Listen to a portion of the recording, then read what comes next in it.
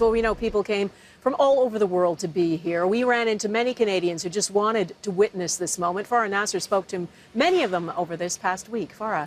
Donna, there were some people who were on holiday here, and they were very thankful for that. But others bought an expensive last-minute flight for a funeral they wouldn't attend for a person they'd never met, all because they felt a deep connection to the Queen, who called Canada her second home.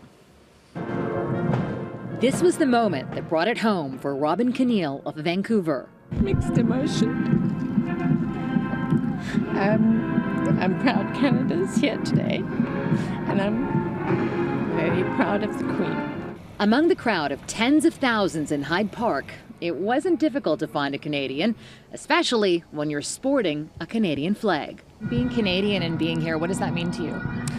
I do feel like the Queen is there's a long history with the Queen, like between Canada and the Queen, and then like attending the funeral, I do feel like I'm witness like a piece of history happening right in front of my eyes. From Hyde Park, Megan Dunford and Jennifer McCreel headed here to the Maple Leaf Pub in Covent Garden, where the Canadian experience continued.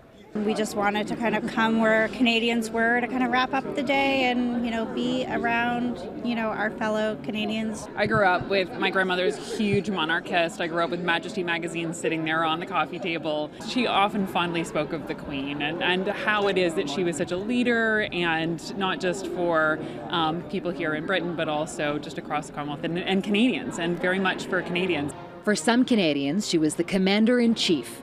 Former Canadian Forces member Edward O'Brien thought about coming for a couple days, then quickly booked a flight. And since, met some like-minded friends. You see, in the military, we have a credo, service before self. And I tried to live up to that throughout my career, although it was hard many times. These medals represent operations around the world. Things got hard. It's hard to put service before me. But many times I was inspired by Queen Elizabeth, who, to me, exemplified service before self throughout her 70-year reign. An idea that Canadians continue to push forward. And that iconic image that you just saw was part of a historic relationship between the monarch and the Mounties. The four horses that were leading the procession, George, Elizabeth, Darby, and Sir John, were gifted to the Queen by the RCMP.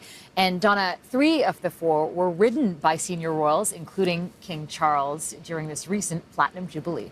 All right, Farah Nasser, thank you.